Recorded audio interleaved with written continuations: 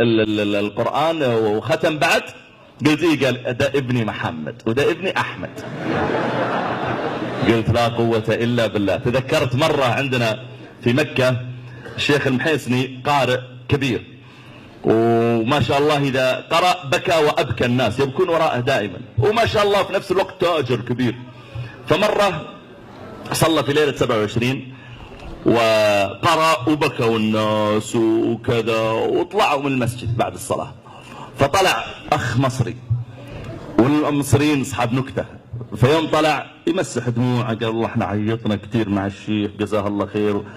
بعدين شاف قدامه برج عمارة طويلة، قال ما شاء الله تبارك، دي بتاعت مين؟ قالوا هذه بتاعت الشيخ المحيسني، هو فعلا يملك ابراج.